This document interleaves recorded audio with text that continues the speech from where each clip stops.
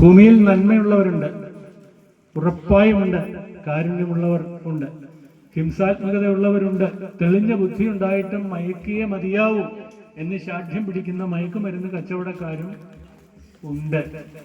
നൂറുകണക്കിന് വിദ്യാലയങ്ങൾ സ്ഥാപിച്ചിട്ടുള്ളിടത്ത് നൂറുകണക്കിന് മദ്യശാലകളും സ്ഥാപിച്ചിട്ടുണ്ട്, അല്ലേ? നിങ്ങൾക്ക് അതിസമർത്ഥമായ ഹോട്ടൽ ഉള്ളിടത്ത് തൊട്ടടുത്ത് ആശുപത്രിയും സ്ഥാപിച്ചു വെച്ചിട്ടുണ്ട് എന്ന് ആർക്കാണ് അറിയാത്തത്?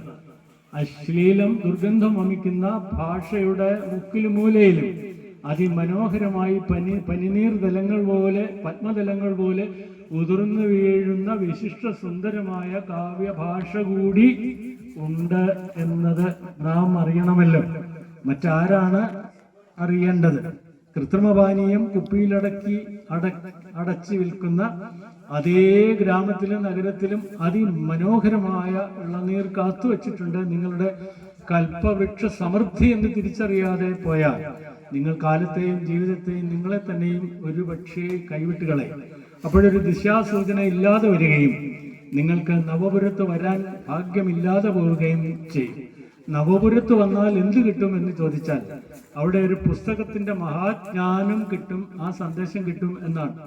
താഴെ ഒരു കൈചൂണ്ടി വെച്ചിട്ടുണ്ട്, ഒരു ദിശാസൂചന ഫലകം ഇന്ന് അവിടെ അനാവരണം ചെയ്യപ്പെട്ടിട്ടുണ്ട്. അത് അനാവരണം ചെയ്യാൻ കൂട്ടുകൈ ചേർത്ത് പിടിച്ചത് വ്യത്യസ്ത ഭാഷകളിലെ കവികളായത് യാദൃച്ഛികമാണോ? അല്ല, അങ്ങനെ സംഭവിച്ചേ കഴിയും. കവികളാണ് ദിശാസൂചി. ഇത് ചൂണ്ടുവിരലാണ്, ഇത് ചൂണ്ടാനുള്ള വിരലാണ്. കുഞ്ഞേ പോകരുത് അതുവഴി എന്ന് പറയാനുള്ളതാണ്. കുഞ്ഞേ അതുവഴി നീ പോകണം എന്ന് പറയാനുള്ളതാണ് ഈ ചൂണ്ടുവിരൽ. അതിവിശിഷ്ടമായ ശാരീരിക ധർമ്മത്തെ പ്രതിനിധാനം ചെയ്യുന്ന ചൂണ്ടുവിരലേ, നിനക്ക് ഒറ്റയ്ക്ക് നിൽക്കുക പലപ്പോഴും അസാധ്യമായതിനാൽ സ്വാതന്ത്ര്യത്തിന്റെയും ചരിത്രബോധത്തിന്റെയും അതിരില്ലാത്ത ആകാശത്തിന്റെയും പ്രതീകമായ ഒരു തള്ളവിരൽ നിനക്കുണ്ട്, തമ്പ് ഉണ്ട്.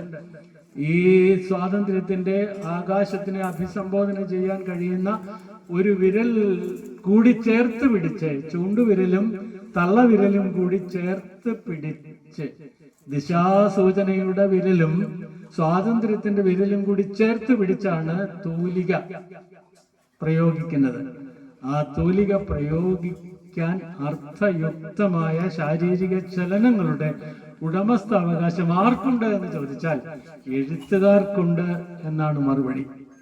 അങ്ങനെയാണ് എഴുത്തുകാർ മഹത്വമുള്ളതായി ചേർന്നിരിക്കുന്നത്. ഈ എഴുത്തുകാർ ഇവിടെയല്ലേ വരേണ്ടത്, അല്ലേ?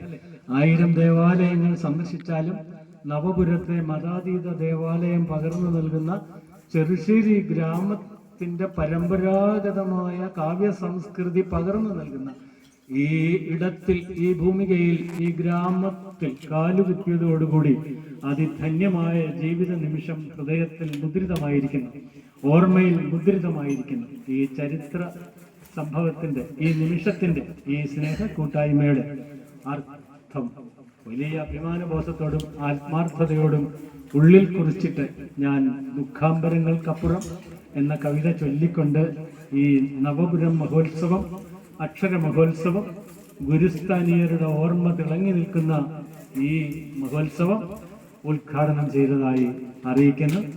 ഈ വേദിയിലും സദസ്സിലുമായി ഇരിപ്പുറപ്പിച്ചിരിക്കുന്ന എല്ലാ സഹൃദയ സുഹൃത്ത് കവികൾക്കും എൻ്റെ വന്ദനം. എൻ്റെ പുസ്തകം കന്നഡയിൽ തർജ്ജിമ ചെയ്യപ്പെട്ടിട്ടുണ്ട്. ഡോക്ടർ പാർവതി ഐത്താളാണത് തർജ്ജിമ ചെയ്തത്. ഒരിറ്റ് എന്നാണ് അതിൻ്റെ പേര്. നവ കന്നഡ പബ്ലിക്കേഷനിൽ അതിൻ്റെ കോപ്പി ഉണ്ടാവാൻ സാധ്യതയുണ്ട്, എപ്പോഴെങ്കിലും വായിക്കാൻ കഴിഞ്ഞാൽ. നിങ്ങളുടെ അതിപ്രശസ്തനായ ജ്ഞാനപീഠ സാഹിത്യകാരൻ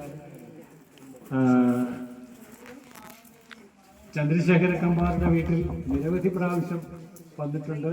നിങ്ങളുടെ ഗുരു കവികളുടെ, എഴുത്തുകാരുടെ അസംഖ്യം പുസ്തകങ്ങൾ ഞങ്ങൾക്ക് മലയാളത്തിലേക്ക് പാലം കെട്ടി, തർജ്ജമ പാലം കെട്ടി സംഭാവന ചെയ്ത സുധാകരൻ രാമന്തളി എൻ്റെ ആത്മസുഹൃത്തുക്കളിൽ ഒരാളാണ്. ഞാൻ പലപ്പോഴും അവിടെ മലയാളി സമാജത്തിൻ്റെ പരിപാടിക്ക് വന്നിട്ടുണ്ട്. ഈ തൊട്ട് കഴിഞ്ഞ ആഴ്ചയിൽ ചൗഡയ്യ ഹാളിൽ അവതരിപ്പിച്ചത് ഞാൻ എഴുതിയ ഒരു സ്ക്രിപ്റ്റിൻ്റെ രംഗാവിഷ്കാരം ആയിരുന്നു. അത് പേരാമ്പ്ര മാത എന്ന സംഘടനയാണ് ചെയ്തത്. അപ്പം കന്നഡയും മലയാളവും തമ്മിൽ പണ്ടേ നിലനിന്ന് പോരുന്ന ഒരു ഭാഷാബന്ധമുണ്ട്. ഈ ഹൃദയബന്ധം കാവ്യബന്ധം കൂടിയാണ്. അത് തന്നെയാണ് മാനുഷിക ബന്ധം, അത് തന്നെയാണ് സ്നേഹബന്ധം, അല്ല, അത് തന്നെയാണ് ജീവിതബന്ധം.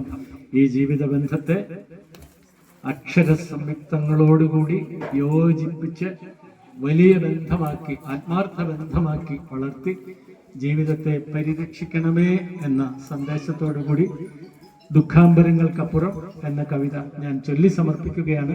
സമയം ചുരുക്കം കൊണ്ട് ഞാൻ ആവർത്തിച്ചേ ചൊല്ലുകയില്ല, ഒറ്റ പ്രാവശ്യം ചൊല്ലി അങ്ങ് പോകും. മലയാളത്തിൽ 260ഓളം താളങ്ങളുണ്ട്. ഈ താളങ്ങളെല്ലാം കണ്ടെത്തിയതും നിലനിർത്തിയതും അധ്വാനിച്ച മനുഷ്യരാണ് കേട്ടോ. അധ്വാനിച്ച മനുഷ്യരാണ്. അധ്വാനരഹിതമായ ജ്ഞാനം നിഷ്പ്രയോജനം ആണ്.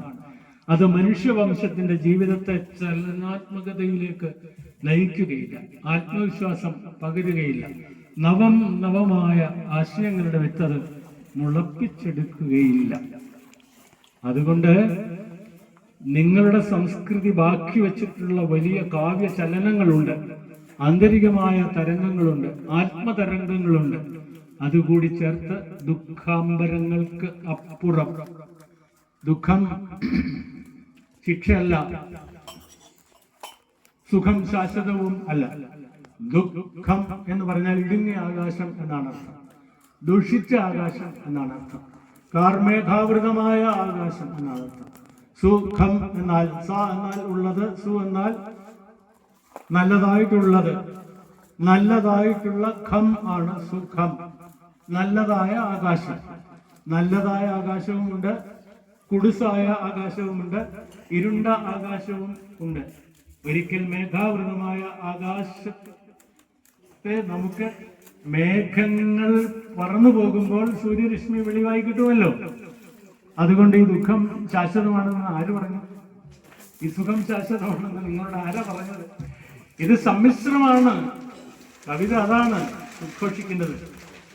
നിങ്ങളുടെ ദുഃഖത്തിൽ നിന്ന് ആത്മവിശ്വാസം കെട്ട് ആത്മഹത്യയിലേക്ക് കൂപ്പുകുത്തരുത്. നിങ്ങൾ അപ്പോൾ സ്വപ്നം കാണേണ്ടത് സുഖത്തെയാണ്. സുഖത്തിൽ അഭിരമിച്ച് അഹങ്കാരം തോന്നുമ്പോൾ നിങ്ങൾക്ക് കാലം കുറച്ച് ദുഃഖം കൂടി തരാതിരിക്കുകയില്ല. അതുകൂടി ചേർന്നാലേ നിങ്ങളുടെ ജീവിതത്തിന്റെ സമതുലന അവസ്ഥ ഉണ്ടാവുക ഉള്ളൂ. അതുകൊണ്ട് ദുഃഖാംബരങ്ങൾക്കപ്പുറം എന്ന ആന്തരിക ജ്ഞാനം പകർന്ന് നൽകണമെന്ന് ഞാൻ പ്രാർത്ഥിക്കുന്ന കവിത ചൊല്ലി സമർപ്പിക്കുകയാണ്. എത്ര കിരീടങ്ങൾ വീണുടഞ്ഞു,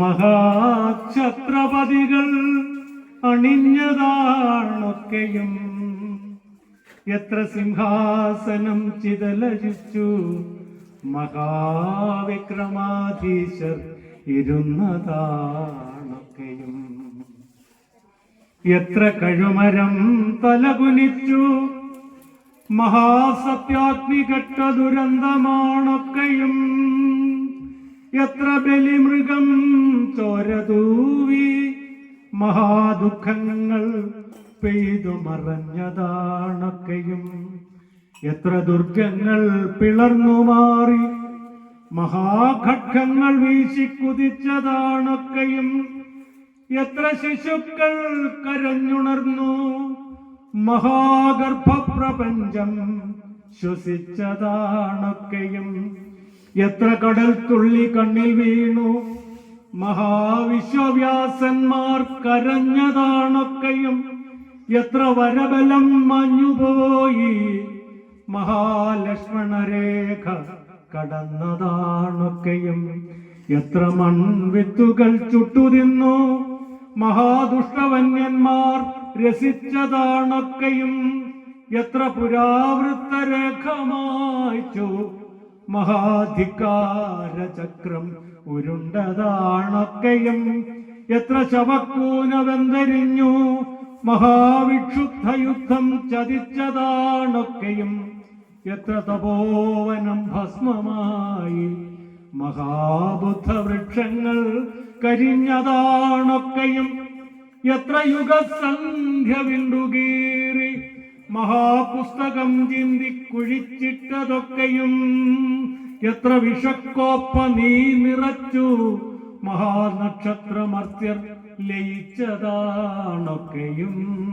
എത്ര തായ് താളം പുനർജനിച്ചു മഹാനൃത്തശില്പങ്ങൾ നടിച്ചതാണൊക്കെയും. എത്ര ദുഃഖാംബരം ഞാൻ മറന്നു മഹാസുസ്മേര സൂര്യൻ ഉദിച്ചതാണൊക്കെയും. എത്ര ദുഃഖാംബരം ഞാൻ മറന്നു മഹാസുസ്മേര സൂര്യൻ ഉദിച്ചതാണൊക്കെയും. മഹാസുസ്മേര സൂര്യൻ ഉദിച്ചതാണൊക്കെയും.